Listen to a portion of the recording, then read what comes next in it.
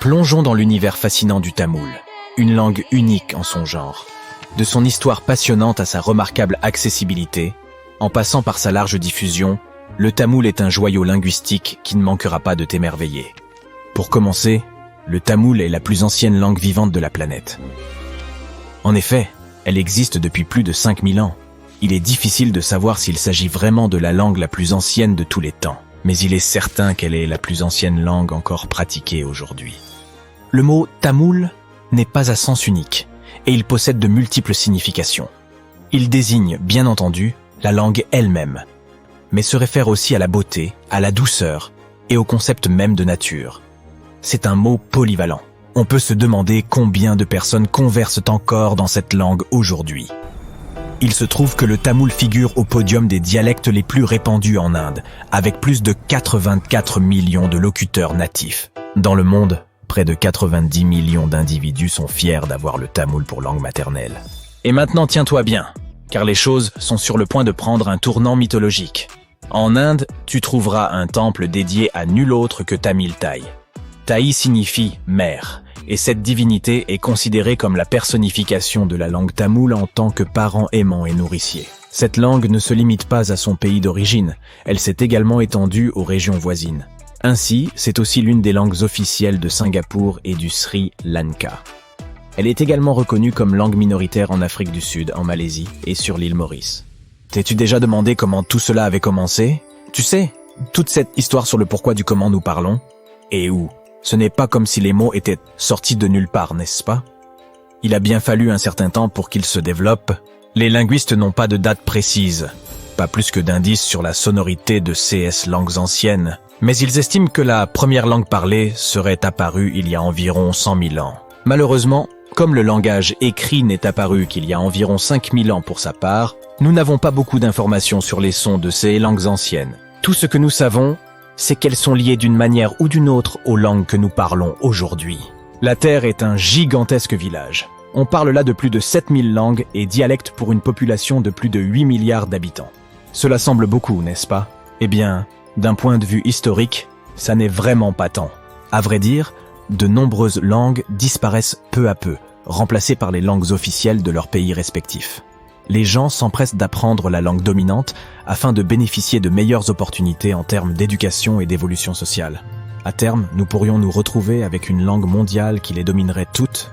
À l'heure actuelle, la langue la plus employée dans le monde est l'anglais. Mais il n'en a pas toujours été ainsi.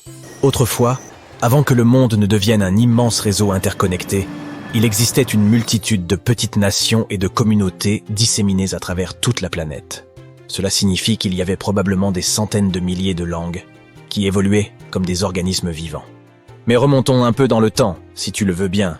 Imagine quelques-uns des premiers hommes à avoir parcouru la Terre, avec leurs petites tribus et leurs communautés soudées. Au sein de ces groupes, le langage oral est devenu le nerf de la guerre, le moyen de communication privilégié. Il était essentiel à leur mode de vie de chasseurs-cueilleurs. Ce langage leur a permis de chasser à l'unisson, d'accroître leur population, de construire des outils innovants et de survivre à toutes sortes de conditions difficiles, même en haute altitude. En outre, il leur a donné une longueur d'avance sur leurs rivaux, comme les Néandertaliens. Certes, ces derniers étaient peut-être plus habiles, mais on pense généralement qu'ils ne se rassembleront pas comme les Homo sapiens. C'est ainsi qu'il y a environ 4000 ans, pouf, on a dit adieu à l'homme de Néandertal. Cela tend à prouver que le langage est un outil fort pratique. C'est tout du moins l'une des théories. Un peu plus tard, l'homme a conquis tous les grands territoires terrestres. La Mésopotamie, pour ne mentionner qu'elle, a été le centre névralgique de cette révolution linguistique et, vers 3200 avant notre ère, le sumérien, une langue tout à fait formidable, a fait son entrée. À ce jour, c'est l'une des plus anciennes que nous connaissions, si ce n'est la plus ancienne. Ce qui est intéressant, c'est que le sumérien ne semble pas avoir de proches parents linguistiques. Intéressons-nous également à l'écriture du sumérien. Elle n'a rien à voir avec celle à laquelle nous sommes habitués aujourd'hui. Les chercheurs l'ont baptisée écriture cunéiforme, et elle est d'abord apparue comme un moyen de consigner les décrets, les archives et la comptabilité.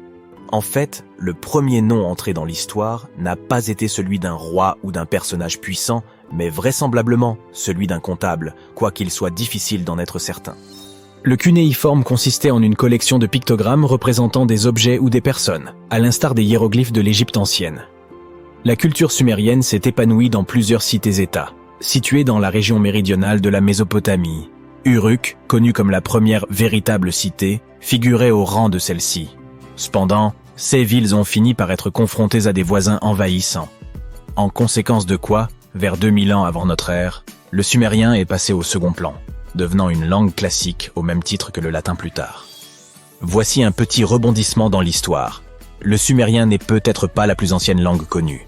L'égyptien, par exemple, est apparu à peu près à la même époque que le sumérien, mais sur les rives du Nil. Cette langue ancienne utilisait également des pictogrammes dans son système d'écriture. Mais elle a subi de sérieuses transformations, en raison de ces interactions constantes avec les langues voisines, comme le grec ancien, le persan et le latin. Arrivée l'époque de l'occupation romaine, l'égyptien était devenu une langue morte, progressivement remplacée par le grec. Rendons maintenant hommage à une autre de ces langues anciennes qui sont encore parlées aujourd'hui, à savoir l'hébreu. Cette langue remarquable existe depuis plus de 3000 ans et est restée relativement inchangée tout au long de sa longue histoire. L'hébreu est l'une des langues officielles de l'État d'Israël, et environ 63% de sa population la parle. En outre, près de 6,5 millions de personnes à travers le monde revendiquent l'hébreu comme étant leur première langue. Nous ne pouvons pas terminer cette liste sans mentionner l'étonnante langue latine. Tout a commencé dans une région du nom de Latium, au sein de la Rome antique, et c'est d'ici qu'elle tient son nom. À l'époque, le latin était la langue de prédilection de tous les gens instruits. Mais voici un détail amusant. Le latin archaïque était un peu différent de celui que l'on trouve aujourd'hui dans les livres anciens. L'alphabet qu'ils utilisaient était totalement chaotique et ils allèrent même jusqu'à écrire de droite à gauche. De quoi renverser tous les codes littéraires. Mais avec le temps, la tendance s'est inversée et ils se sont mis à écrire de gauche à droite. Quitte de la littérature latine, elle est considérée comme la crème de la crème des écrits anciens. Tu sais, celle dont raffolent les érudits et les rats de bibliothèque. Si l'on organisait des Oscars pour la littérature classique, c'est le latin qui raflerait tous les prix. Il est aussi, d'une certaine façon, notre grand influenceur venu de l'Antiquité. Cette langue existe depuis si longtemps qu'elle a donné naissance à un grand nombre de langues modernes. De nombreux mots sont directement tirés du latin ou ont été fortement influencés par lui. Le latin a même donné naissance à une famille de langues appelée langue romane. Celles-ci sont issues du latin, grâce au coup de pouce, pas toujours si doux, de l'Empire romain.